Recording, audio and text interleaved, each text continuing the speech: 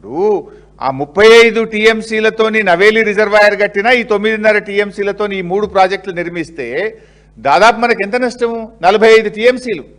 రేపు ఆర్డీఎస్కు మనకి ఇప్పటికే 15.9లో 5 కూడా రావట్లేదు. అంతేకాదు రేపు తుంగభద్ర నీళ్లు శ్రీశైలంలోకి రావాలి.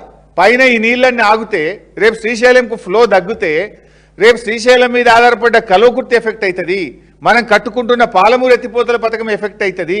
ఇవన్నీ నష్టం జరుగుతున్నాయని తెలిసి కూడా రాష్ట్ర ప్రభుత్వం ఎందుకు సడీ సప్పుడు లేకుండా ఉన్నది అని ఇలా ప్రజల పక్షాన్ని అడుగుతా ఉన్నాం మేము.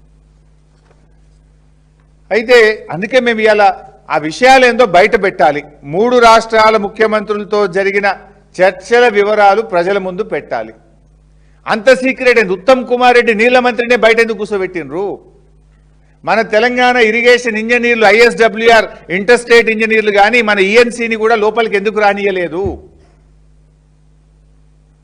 ఈ ఇంజనీర్లను బయటపెట్టి నీళ్ల మంత్రిని బయటపెట్టి మీ ముగ్గురు సీక్రెట్గా గంట సేపు ఏం మాట్లాడుకున్నారో ఆ వివరాలు ఏంది, తెలంగాణకు జరిగే ప్రయోజనం ఏంది, తెలంగాణకు మన హక్కులు కాపాడడానికి మీరు చేసిన కృషి ఏందో రాష్ట్ర ప్రజల పక్షాన మేము అడుగుతా ఉన్నాం, చెప్పండి.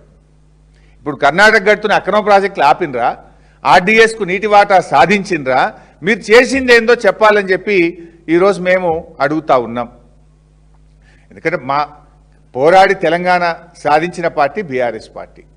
ఇలా నువ్వు నీ ఇష్టం వచ్చినట్టుగా తెలంగాణ నీటి హక్కులను కాలరాస్తా అంటే ఈ బీఆర్ఎస్ పార్టీ చూస్తూ ఊరుకోదు.